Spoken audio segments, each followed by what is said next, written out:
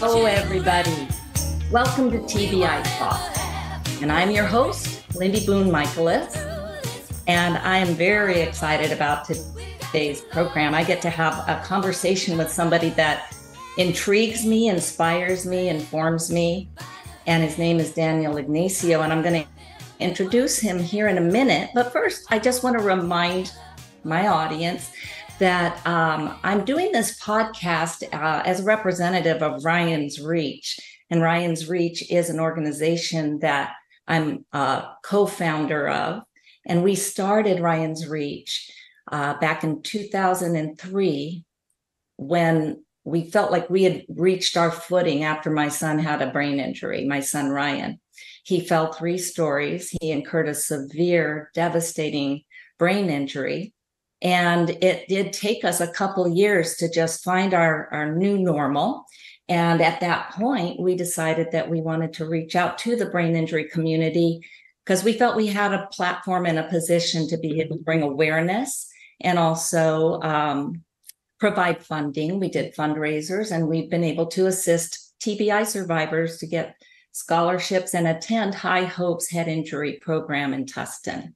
So that is the basis of why we decided to jump into the podcast pool and try to extend our reach out to people that maybe are not in our area, which is Orange County, California.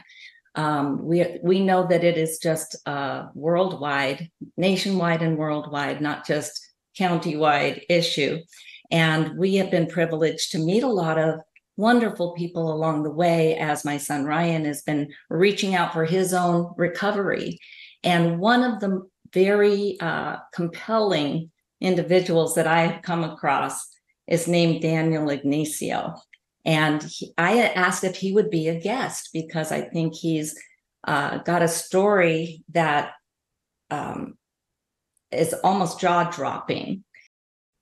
Okay, well, listen, I wanted to first introduce you. I met you several times through this support group that you run for people with TBI. And he disappeared. And then I just couldn't believe everything I was learning about you. And our paths have crossed at symposiums, at conferences.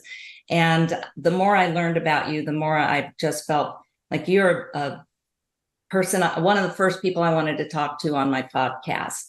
Now, you are a UCLA clinical neuropsychology postdoctoral fellow. That's a mouthful.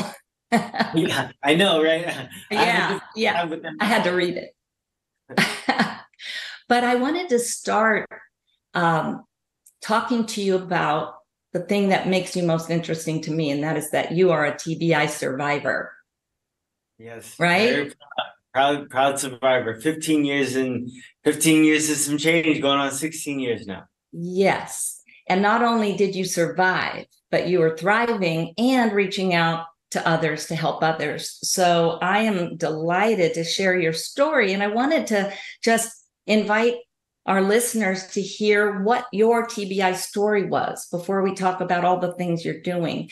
Can you just take me back to what happened to you and describe your traumatic brain injury experience?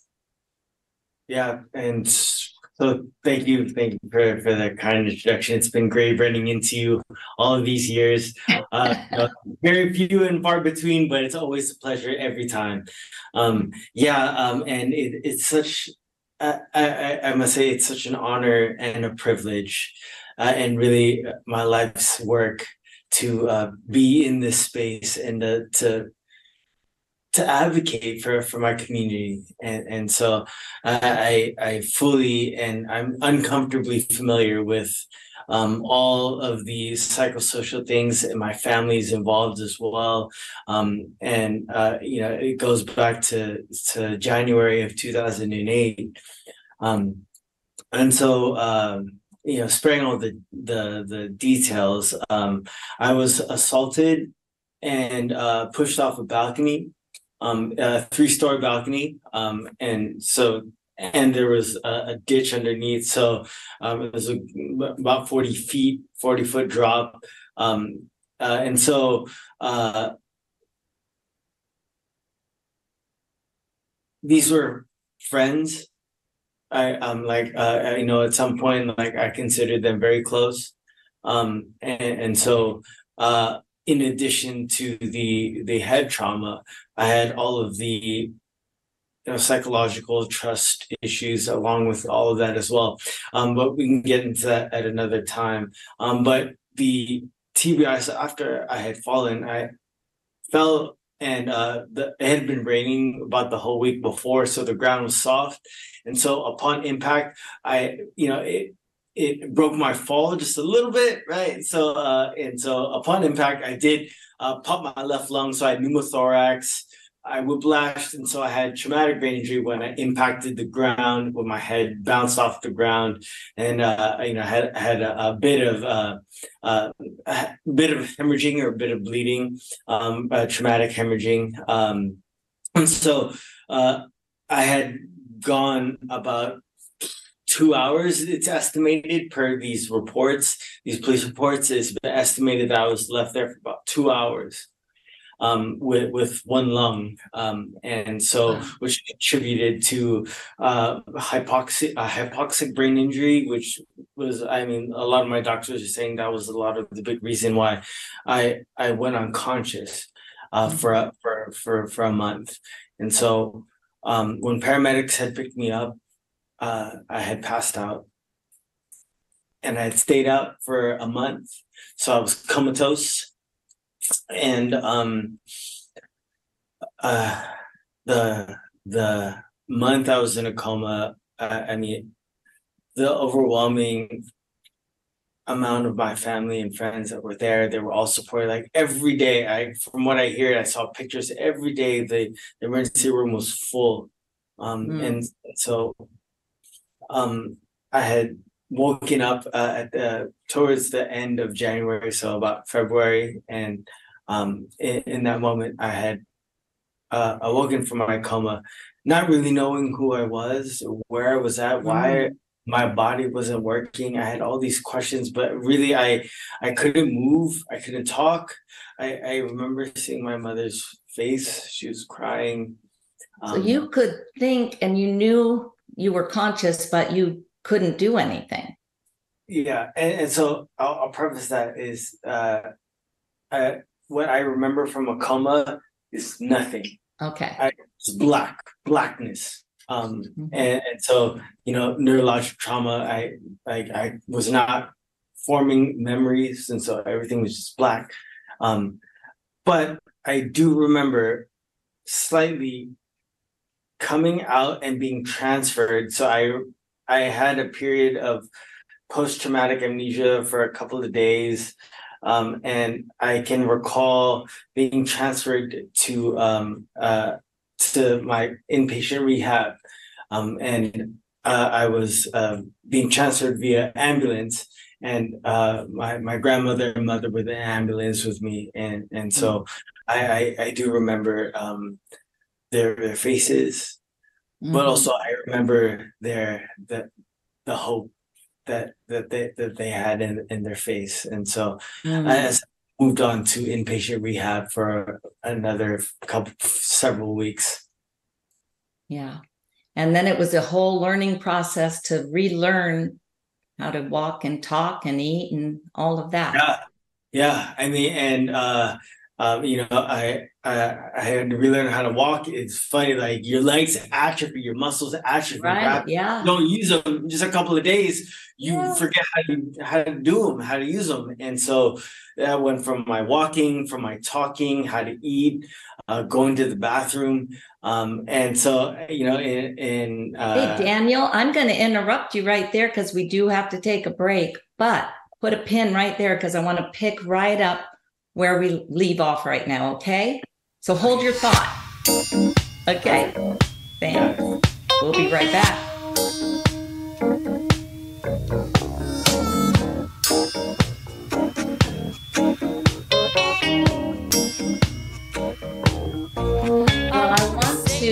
Welcome, Daniel, back. Thank you for being here to hear this amazing story from Daniel Ignacio and his traumatic brain injury experience. I want to continue where we left off. Daniel, you were in an ambulance with your mother and your grandmother, and you saw the hope in their faces. And then you ended up at a rehab facility and basically had to learn all the things that we learn when we're infants, and we have to learn to talk and walk and eat and all of that all over again. And that is pretty common with the TBI survivor, isn't it? Yes. Medical trauma, neurologic trauma come a lot with those very common things. And I had remembered once I was in inpatient rehabilitation, I slowly began learning how to walk, how to talk, and I could and my friends would come. They'd drive an hour and a half to come see me, and we would spend the weekend together. And so those were things that I was starting to get up and start doing. And but and I remember I was in a wheelchair, so I wasn't walking for some time. And so I remember I was in my wheelchair, and just every day I remember being in the inpatient rehabilitation, not believing that that this was reality. I literally thought I was in the longest, worst nightmare ever. Right.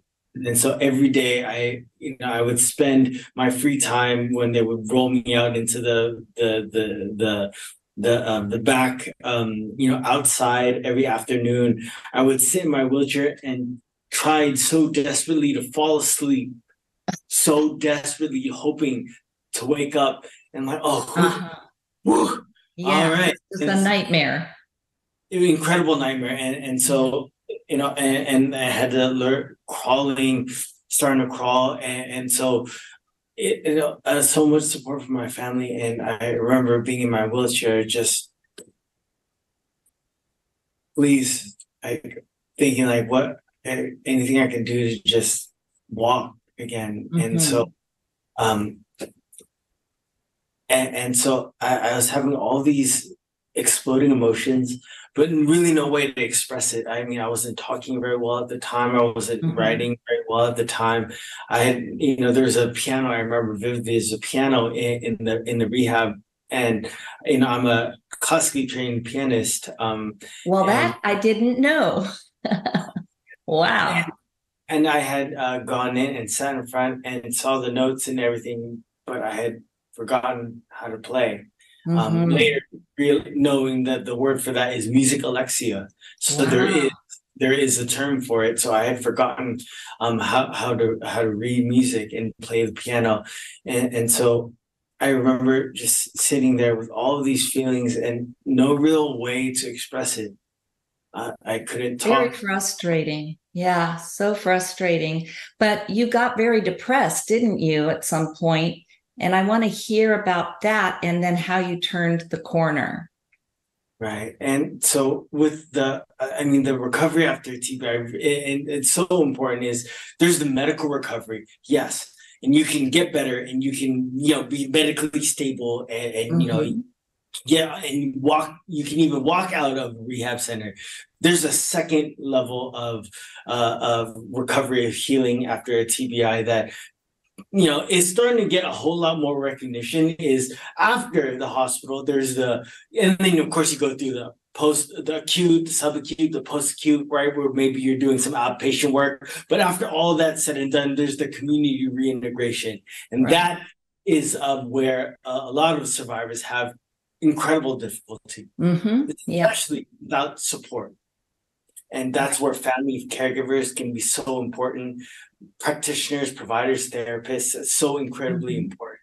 And So so you got to where you really felt so despondent, but what was the key thing that helped you decide, I'm going to start exercising, I'm going to start studying again? How did you make that turn? so it was at one point I had gained a whole bunch of weight. So once I got back home after all my post-acute rehab and I went into community reintegration, all my friends, like I was 18 at the time. And so like, they're college and like, I'm just sitting in a wheelchair. And then as each passing day, the discrepancy became further and further. Yeah. And so, so the one thing I could do by myself was eat. I ate. And I ate. I developed an eating disorder, a binge eating disorder, because I was basically eating all my feelings. And so I gained all this weight. I was sitting around, and my hair was scruffy, my hair was messy, my scar on my chin would throb incessantly, and so there was at one point where I was looking at my mother. And my mother, I had heard her, she was crying. And my whole family they didn't know what to do. What do you do in that situation? So all they could do was band together and just cry. And at that point that my family, because we ended up having to short sell our home. Yeah. That's another thing. That's every time I get to this point, it always chokes me up.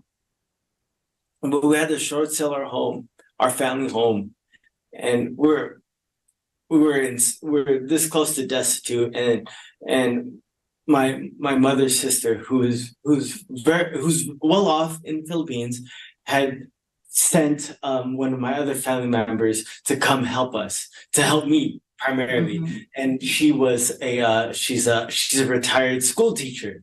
And so basically I had a school teacher with me. And so seeing all that and getting those supports, I had realized that, doctors and everything saying like, they don't know where to do that. I'm probably where I'm at and I should just kind of figure it out. And that gave me such a dark hopelessness, and that dark hopelessness, every time I think about it, I get my knees get weak. But as we come to really talk about there is, I looked in the mirror and I realized that I could just listen and just whatever, and just kind of figure it out from here and just slowly just let the dust settle and then lie down. Or what would happen if I would have tried. And I do not want to live that regret. And so I know I was fortunate enough, and all of the darkness and everything, but no light was any more refreshing than the first step that I took away from my wheelchair unassisted. Yes. Boom. Magic. Right foot magic, left foot magic. And so every day, like everything is magic. And so and literally every day since then has been magic. Yes. Yes. And you just started taking one foot in front of the other. And then every milestone, you cut your hair, you lost weight, you started exercising. Yeah. You got yourself in shape. And then you started to decide that I'm going to go back to school and I'm going to pursue this path of psychology. And I'm going to take a break again. And so this is the foundation of where you started after your brain injury. I want you to take me into your journey into becoming an advocate for people with brain injury, okay? So hang tight. We'll be right back. Keep the faith.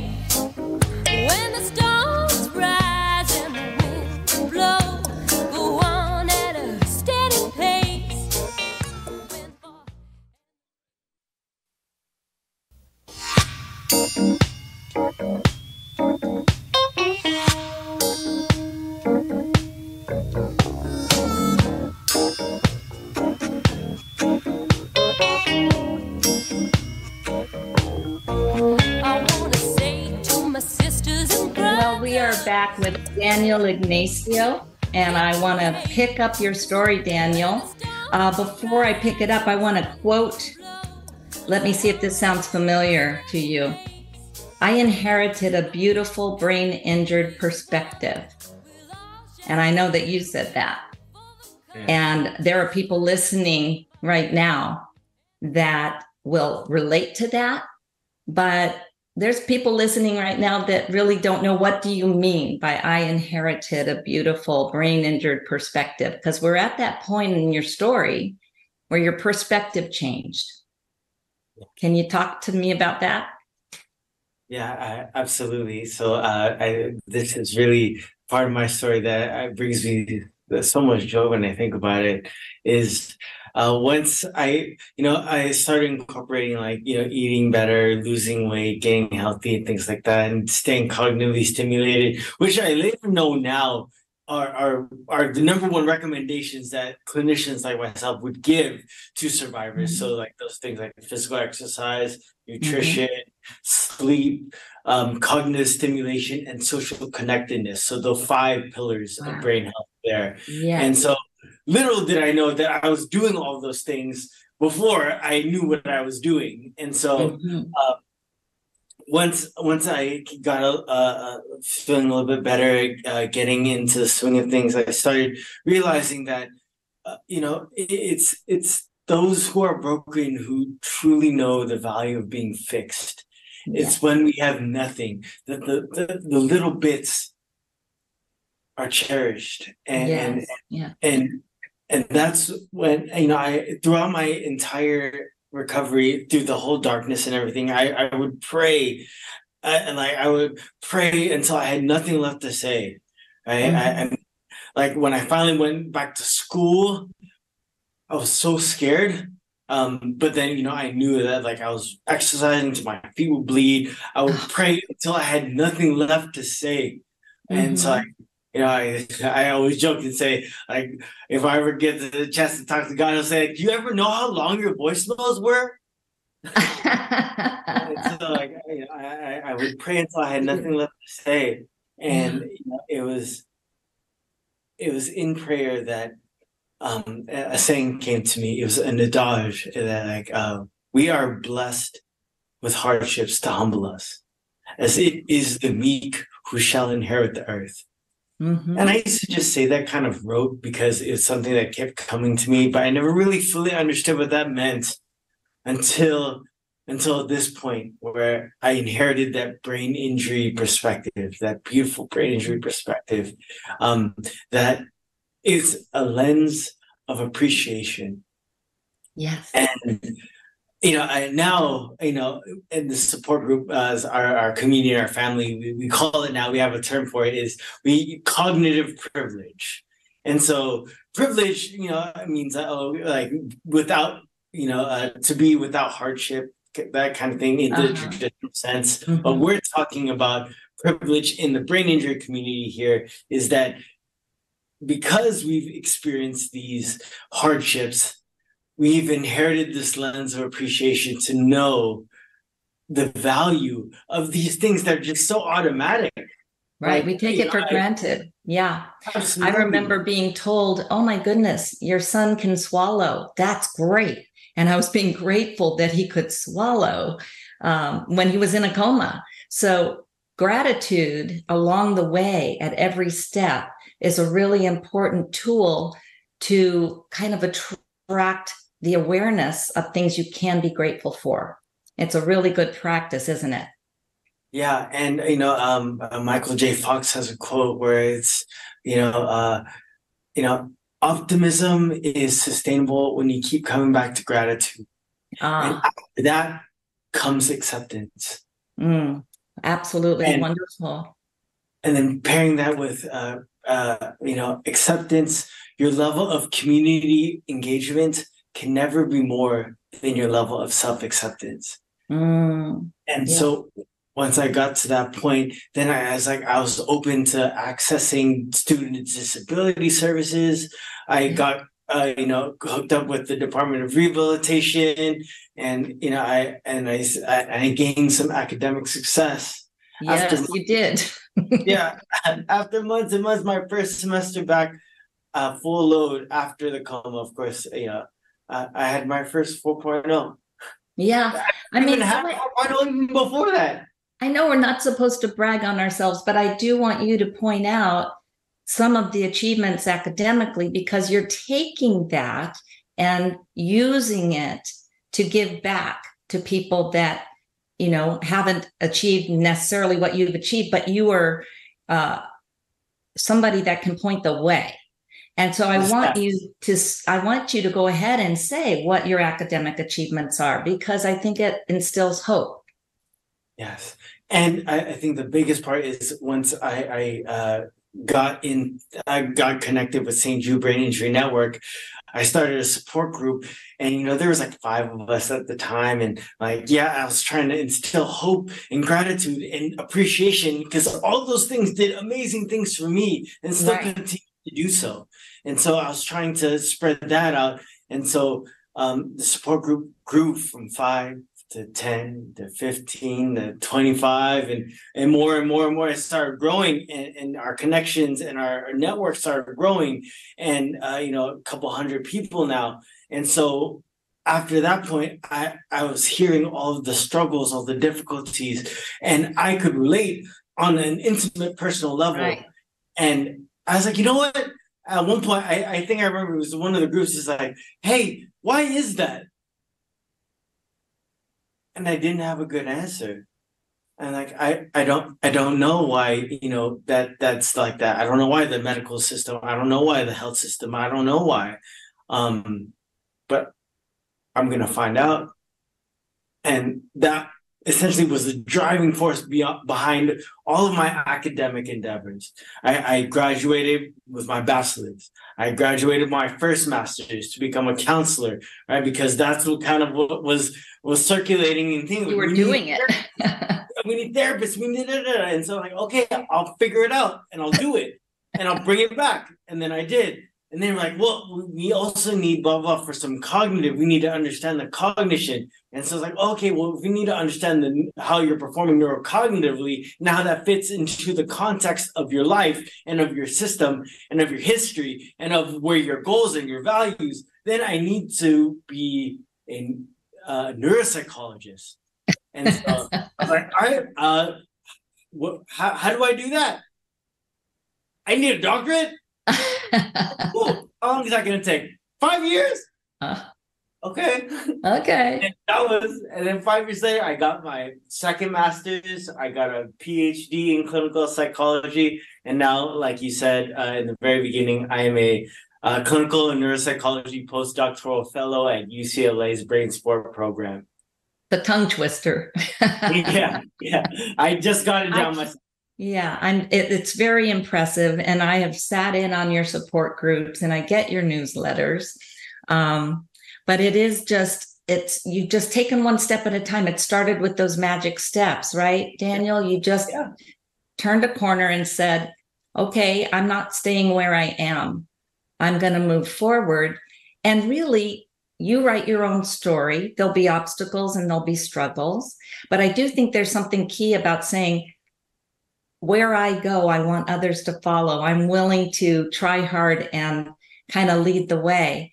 And you've been incredibly gifted in what you've been able to do. But I do think a lot of it is because you're such an open heart and willing to give back. So UCLA, what put you in touch with UCLA? That's just where you decided to attend?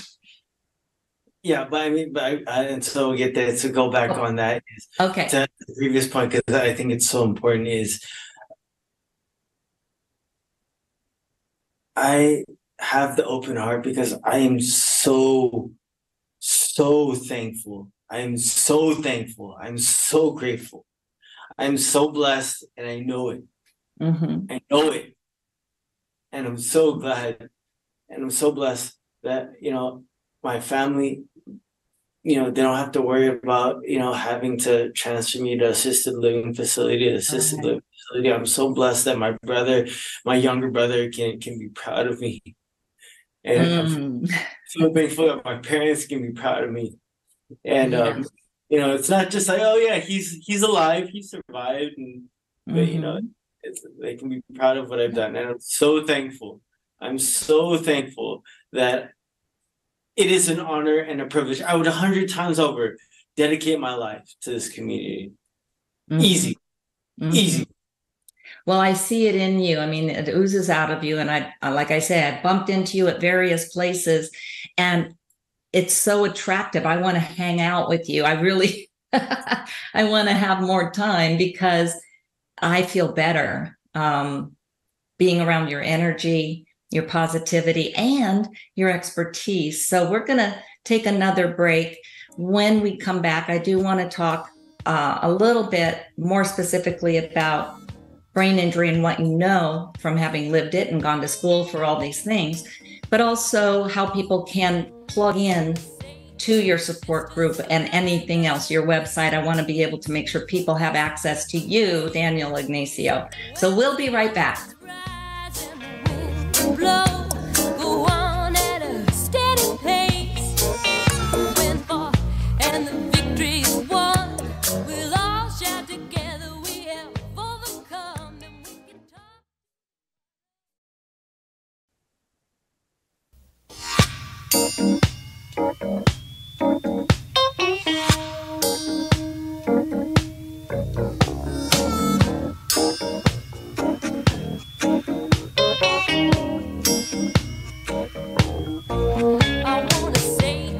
We are back. Thank you for sticking with us at TBI Talk. And I am Lindy Boone Michaelis, and I'm talking to Daniel Ignacio. And I want to just kind of give an overview of what you're doing now. We've talked about your brain injury and your journey and your perspective, but what does your life look like right now? It's so beautifully filled with all things brain injury. Uh-huh. And from that, what I mean is from all levels of systems, right? And so working here individually with survivors, and so we're doing from a nonprofit perspective, right? We're working here at St. Jude's Brain Injury Network in Fullerton, and then outward, I'm also the clinical neuropsychology fellow for UCLA's brain sport program. So we're working in like the university medical system. We're doing some very exciting large scale, high powered research. Like right now, my mentor is working with Care for Kids, which is the largest funded study on concussion in adolescents to date by the NIH. And so that larger system change. And then also working in the system of government. So I am the vice chairman for the TBI advisory board for the Department of Rehabilitation in the state of California. And so from public policy to large, high-powered research to all the way down to the grassroots, right? We're working with individual survivors, in the trenches. And so I get the honor of having all of those perspectives. Yes. Oh, that is so fantastic. You have a very organized brain to be able to do all those things. And that's, again, such a spectacular outcome for you. I wanted to just ask you, Daniel, what you're finding, what you see in your world of all these realms. Do people get misdiagnosed? And maybe they're dealing with the brain injury, but their clinicians maybe don't realize it, and they just give them a heading of depression or something else, bipolar or something, where maybe it's been an undiagnosed brain injury. Does that ever happen? Yeah. And so I like, yes. And also in this sense, like, the organization that comes from like that cognitive privilege that we're talking about, right? Yes. Being able, those are skills that I needed to develop because in response of my brain injury. And so I've taken them with me from recovery to current. And so it's really been a helpful thing in helping to organize how I approach this public health epidemic. And so, there's a lot baked into this question. Of course, like all good answers, right? It depends. And so, right. And what I mean by that is like, yes, head trauma can, head trauma can lead to complications, right? And so part of that is, when you have stress, anxiety, depression, right? The brain handles those problems when you have those problems. But what happens when the problem is with the thing that manages problems? I see, yes. Right. And so, and it becomes a real, like a real delicate answer, especially, if you're coming from a medical perspective, is, the head injury can complicate how, you may be processing certain things. And it's also important to consider who comes to concussion or who comes to brain injury. Because, people typically don't just come, or people don't come to a brain injury as a blank slate. They come with premorbidities, previous sensitivities, pre-existing conditions that could potentially be exacerbated. And so, and like there are the physical ailments, and then of course there's the mental health difficulties. And so with that, the mental health difficulties can be particularly difficult to point and separate. I think it might even be, I would go as far as saying it's impossible to really say like 20% is this, 15% is that, 30% is this, and then the rest is TBI. And so, but there have been some things that have suggested that depression with and without TBI are different physiological entities. They look different under electrophysiological measures. So and so I'm gonna quote. So Dr. Siddiqui. I believe they're on the East Coast, but him and his team have termed this sort of separate physiological entity of depression with TBI as TBI affective syndrome. And so it's like, I'm not saying that it's full wide acceptance, but it has been suggested. And so just the mere fact that it has been suggested and it is showing differences in electrophysiological measures, I believe that they used some brain imaging and paired with some EEGs. And so because they look differently, that could suggest that they are separate entities. And and I think this has been also replicated in other research groups as well. And so to kind of pair that in, like, yes, there could be some misdiagnoses, or I wouldn't even say maybe just like a lack of clarity in the diagnoses that could happen. But I also don't want to, raise the flag to say that it's found in everybody or with head injury. So I do. No, that's a very valid answer. I know that we're running out of time, and I want to give you a chance to please share with our audience how they can be a part of your support group, because I know you can Zoom in and participate no matter where you live. Yep, you're in the room right now where people come in person, but there's a whole big screen with a lot of faces when your support group starts. So share how they can join. Yeah, so perfect. And so like all of the things in the newsletters, right, are I vet them. They're empirically based. So as you just kind of heard, I'll kind of provide what, from a medical perspective, and then of course from a provider's perspective and a clinician perspective. And so I'll try to support all of the things that I say. How do they get your newsletter though? Yeah, and so perfect, great question. So if you go to our website, tbioc.org, That's traumatic brain injury, orangecounty.org.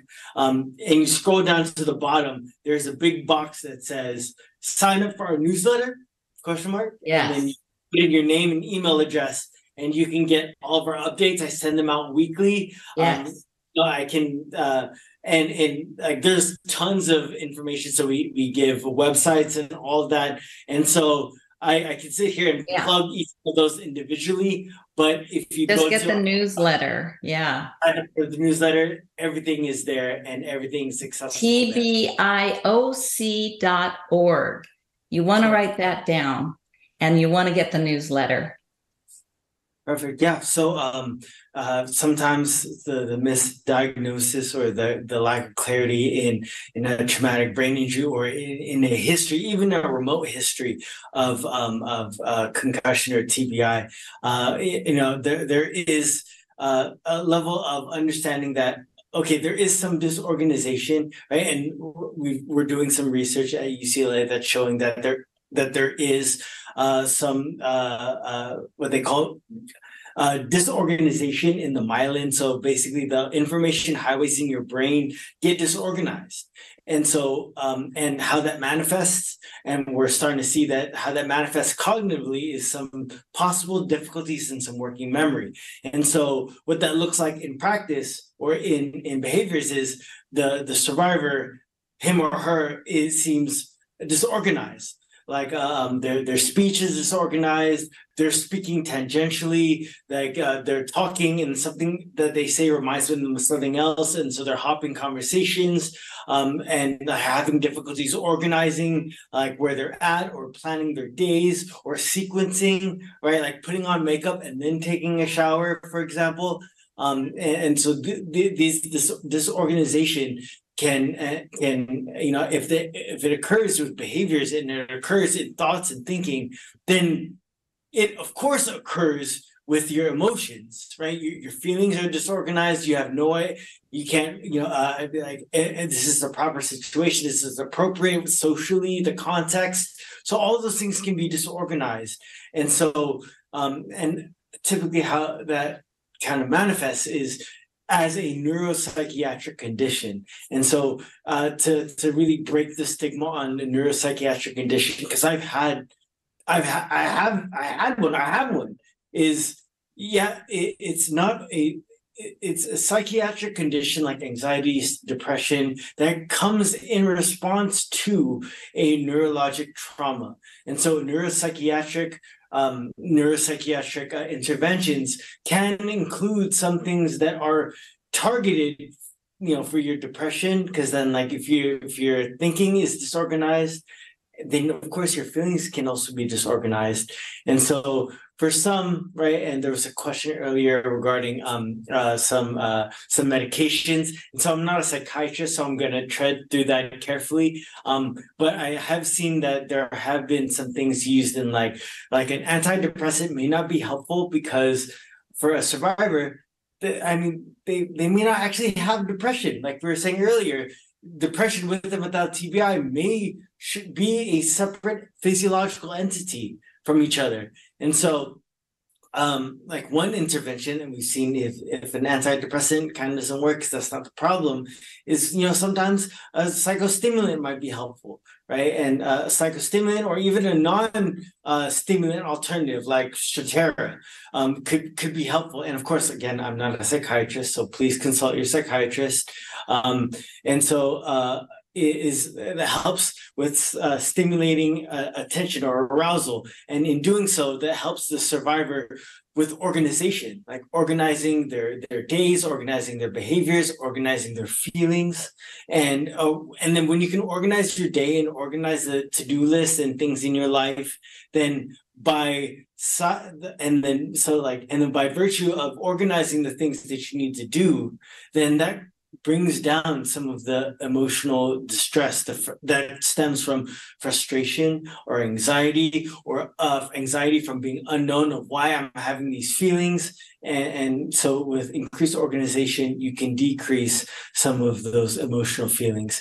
And, and I am more of a behavioral scientist researcher myself. So I would say that there are strategies, behavioral strategies, like calendars are simple ones, reminders, alerts, social connectedness, helping out with, helping survivor organize. Right, that's what we do at the support group.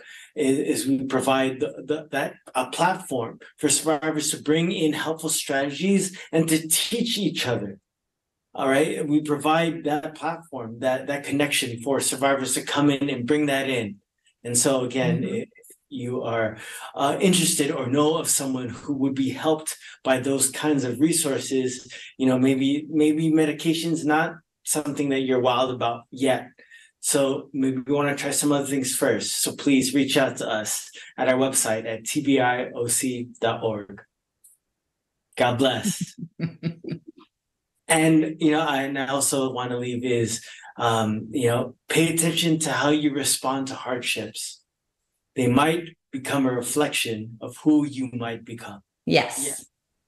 Yeah. All right. Well, thank you so much for being my guest, Daniel. You were fascinating. Thank you. I hope our listeners took notes, and we'll be back with another episode in the near future of TBI Talk. Thanks for joining us.